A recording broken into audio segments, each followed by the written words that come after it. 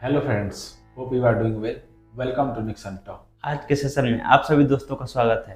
तो जैसे कि आप लोगों को पता है कि अभी के टाइम में बायजू बहुत ज़्यादा ट्रेंड में चल रहा है।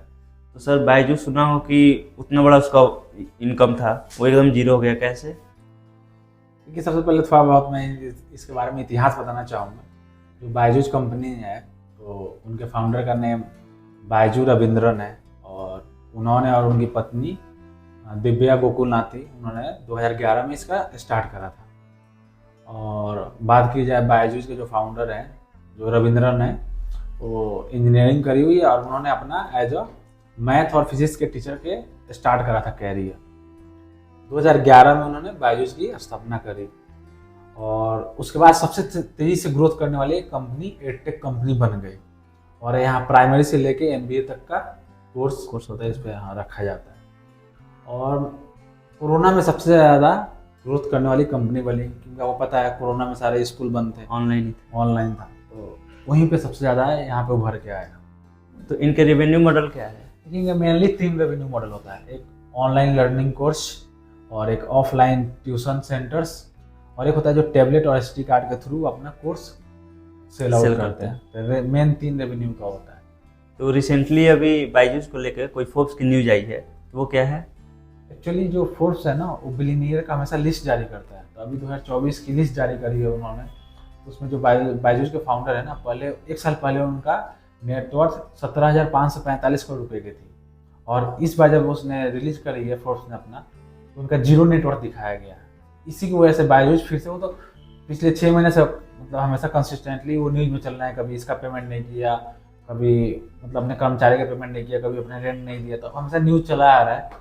बेसिकली 1-2 दिन में आया हुआ नहीं, इसलिए ट्रेंडिंग पे चल रहा है।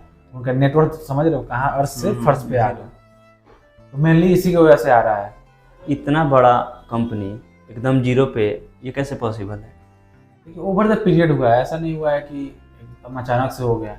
और मेन बात किया जाए तो अब इन्होंने क्या किया, जब इनका रेवेन्यू जब अच्छा खासा इनका बिजनेस चल रहा था, 2019 से स्टार्ट हुआ था, मतलब मेन जो बिजनेस हुआ स्टार्ट हुआ था, उस टाइम जितने छोटे से सक्सेसफुल अनसक्सेसफुल जितने इनके कंपटीटर होते थे ना, छोटे मोटे, सबको खरीदना स्टार्ट कर दिया। अब खरीदेंगे तो पैसा लगेगा।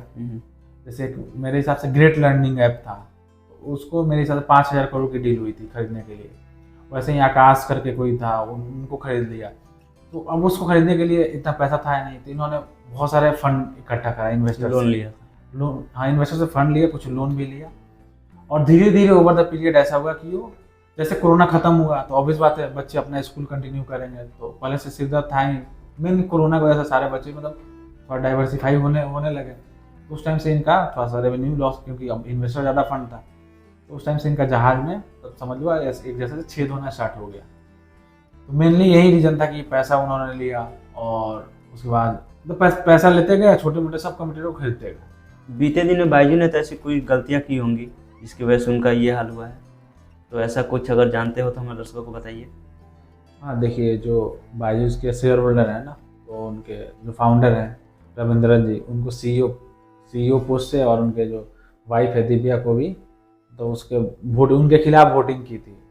और दूसरा आया था कि जो बायजूस के मतलब एम्प्लॉय जितने भी थे, उनको सैलरी, पैसा तो था नहीं, तो सैलरी देने के लिए उन्होंने अपना घर और अपने रिलेटिव फैमिली मेम्बर का घर गिरवी पे रखा, उन्होंने मॉर्गेज करा। और इसके एक और उसके न्यूज है कि जो बीसीसीआई है, हमारी cricket control board of India, उनके बायजूस के खिलाफ वो दिवालिया की कार्रवाई शुरू की, क्योंकि 158 करोड़ का पेमेंट था, वो नहीं दे पाए थे बायजूस वाले, क्योंकि स्पॉन्सरशिप करा था उन्होंने। और ईडी ने भी 9,000 करोड़ के फेमा के उल्लंघन के मामले में नोटिस जारी किया था। इसके अलावा जो गुरुग्राम में ऑफिस जो है, उसको रेंट पेमेंट नहीं करने की वजह से भी वहाँ के जो ऑनर थे, रूम ऑफिस के ऑनर, उन्होंने निकाल दिया था। मेनली यही 3-4 चीज़ें थी जो कि रिसेंटली उनके बीते दिन हुआ है। तो पिछले 2 साल का उनका रेवेन्यू और लॉस बता सकते हैं? हाँ, कितना हुआ था? और 2020 की बात करें तो 2,428 करोड़ का रेवेन्यू हुआ था, ठीक है ना, जिसमें लॉस हुआ था 4,590 करोड़ लॉस हुआ था। समझ रहे, सीधे 2,000 का लगभग 2,500 CR का हुआ था रेवेन्यू, और सीधे डबल से थोड़ा सा कम 4,500 करोड़ का अप्रॉक्स वो लॉस हुआ था। और 2021-22 की बात करें तो 5298 करोड़ का रेवेन्यू हुआ था और लॉस 8245 का हो गया। यानी अब देखोगे ना, लॉस हमेशा ज़्यादा ही जा रहा है। तो मेनली इसी की वजह से मेन दिक्कत था, क्योंकि कैश फ्लो तो आ नहीं रहा है, बस जा ही जाएगा, तो इसी की वजह से चलेगा। इसका मेन वजह क्या है, इतना ज़्यादा मतलब रेवेन्यू कम और लॉस ज़्यादा? अब इन्वेस्टर से पैसा लिया है, ब्याज पे पैसा उठाया हुआ है, तो कैसे चुकाया जाए? सही से था नहीं, जितने थे सब खरीदते गए, छोटे छोटे जिन्हें कम, उनको लगा कि मैं कंप्यूटर को खरीद लूंगा ना तो हमारे अगेंस्ट कोई खड़ा नहीं हो पाया। नहीं। तो ये था, फिर इन्वेस्टर का पैसा इकट्ठा होता है, कब तक इन्वेस्टर आप पे भरोसा करेगा? वो भी चाहेंगे खींचना, अपना हाथ खींचना स्टार्ट कर देंगे। तो फिर धीरे धीरे ऐसे ही बढ़ता गया और आज हाल देखते हैं। तो वही बोलते हैं, कभी एग्जाम फर्स्ट पे थे, आज फर्स्ट पे हैं।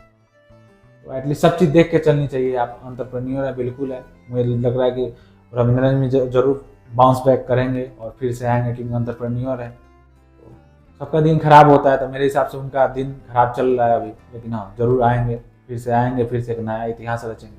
इसलिए बोला जाता है बिजनेस में कब क्या हो जाए कोई नहीं जानता है। जैसे कि उनको बनाने में 2011 से बना रहे हैं वो, राइट, गिरने में तो लगभग 1-2 साल में पूरा डाउन हो गया, इतना डाउन हो गया कि अब आप समझ, घर अपनी गिरवी रखना पड़ रहा है। यही चीजें होती है, सोचने समझने की थोड़ी सी वो होती है। कभी अपना अच्छा टाइम है तो बोलते हैं ना कि अच्छा टाइम है तो पगलाना नहीं, और बुरे वक्त में घबराना नहीं। तो वही चीजें होती है, जब अच्छा टाइम आए तो उसको भी संयोज करके रखिए, जब बुरा टाइम आए तो थोड़ा सा उसमें भी अपना खाना मजबूत रखे चलिए।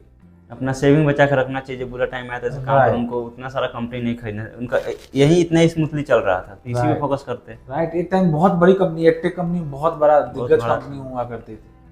वो वैसे ही धीरे धीरे थोड़ी थोड़ी छोटी छोटी चीजें होती हैं, शुरू से जब आदमी बढ़ता है ना, पता नहीं चलता कहाँ।